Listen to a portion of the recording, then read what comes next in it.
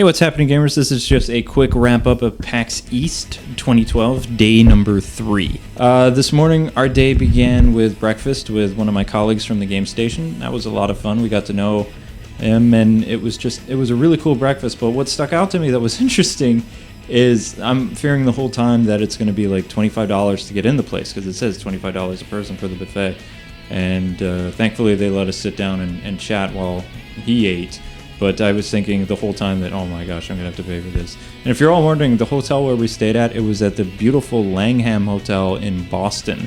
So if you really like the really fancy looking hotels and a great location to do shopping and stuff, check out the Langham Hotel. You're welcome.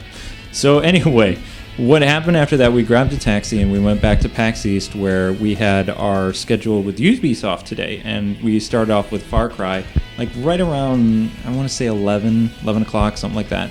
And we got in and we got to talk to the developer, Daniel, about the game. Unfortunately, we weren't really able to ask him anything about the story, the main protagonist, or any of the really cool bells and whistles that are involved with the game. But you'll be able to see that interview on gotgame.com later this week. It is only about the multiplayer, though. Next up, we footed it over to the Assassin's Creed 3 booth, which had this massive black booth in the center of PAX East. It was definitely the focus of attention there.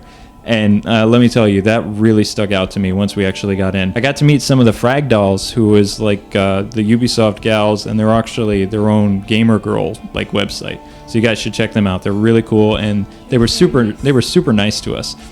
And once we got into the Assassin's Creed 3 booth, it reminded me of like when I was a little kid visiting like one of those Revolutionary War museums in like Vermont and of course Lake George, New York. And especially, it seemed like it had that whole Indian fort feel, like that was in the French and Indian War, stuff like that. Little crates to sit on, and it even had like kind of torches on the side. It was very authentic. Even had muskets like lined up, like it's a fort, and it was very cool. Anyway, we can't really show any footage. In fact, they wouldn't even let us bring a camera in, so you'll just have to use your imagination. Here you can see what the outside looked like. It was just this black box, and we're standing in line chatting with different people. But anyway, the demo was really cool. It was a lot different than the GDC demo. It took place at the Battle of Bunker Hill, and they gave you two options.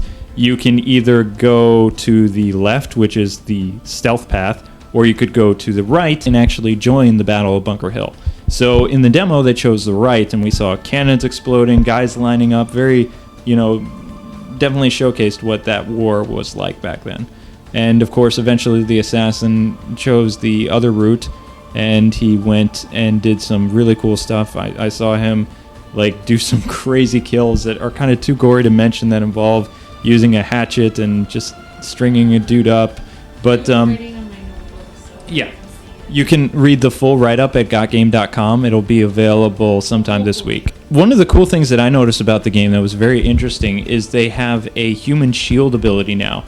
And what made this guerrilla tactic really cool is because the British troops would have to line up to attack, because they, everybody was out in the open. It was very polite combat, I guess you would say. You wore bright colors, you stood out in the open, you shot, and then the other person took their turn and shot you. It's like, it was very polite war, I guess, But anyway, the assassin, he doesn't play like that. So as they're lining up and ready to fire, he grabs one of the redcoats, turns them around, and they catch all the bullets, and then he just charges at everybody and took them all out. It was amazing. It was like, wow. After that, we actually headed back over to Sega, and we did a bunch of fun stuff over at Sega, and the Sega guys were kind of like, oh, it's you again. It's like, hey, what's up? And we just kind of hung out.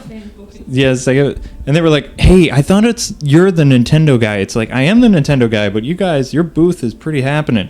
I didn't say happening, but you know what I mean. And like Nintendo, but yeah, Sega has some awesome new games. And plus, I'm a Sega girl, so yeah, the wife is a Sega girl. So we went there, and it was a lot of fun. I did some more interviews, and I got an interview with one of the head guys involved with production for Sonic 4 Episode 2, and you can actually see the interview on this channel in a few days. After the Sega booth, we headed over to see Warner Brothers, because I was originally supposed to see them, but some stuff happened, and I got double booked both Friday and Saturday, so I wasn't able to interview Suda today or anybody else. And thankfully, they were able to get me one interview at least, and it was with one of the developers that worked on Witcher 2. And that was a really cool interview. You can actually see the full interview on gotgame.com in a few days. I will post a snippet of the interview on my channel, and then you can go see the full, 4-minute interview on GotGame. And that's how that's going to go. I'm not really that well versed in that game, so you guys will just have to bear with me. And it was actually a fun interview. It was a very loud booth because of the chainsaw lollipop music going off with the boom, boom, boom, boom. But yeah, you can see here, this is where it was. And then finally, we actually got to go rest a little bit. We went upstairs, and we had some food. Amber actually ate. I didn't. I just charged the camera and was relaxing. And then all of a sudden, Sullypwnz and purplerodri come up to me, and they're like, "You're Nightwing." And I'm just thinking, this is just fans, right? And then it's like, "Oh, hey guys, what's up?" And I actually gave them one of my tomahawk thingies that Ubisoft gave me. It was like a blow-up tomahawk from the Assassin's Creed 3 thing. And they were all like, "Whoa, that's pretty cool." So it was really nice meeting you guys, and it was fun. And then finally, we got to go to the Sega event with the Aliens game. And once we got in, because we're media, we don't have to wait, really. They tell us, "Okay, you come here, we'll get you in." And we stood there ahead of everybody else. And even if we were in the back of the line, show the media badge, it's like, "You're in." It's like, score. It's like going to the amusement park and not having to wait in lines. That's what it feels like.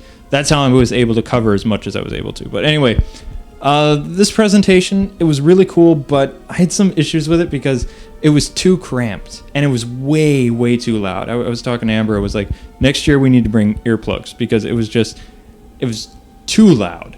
Everything from the alien scream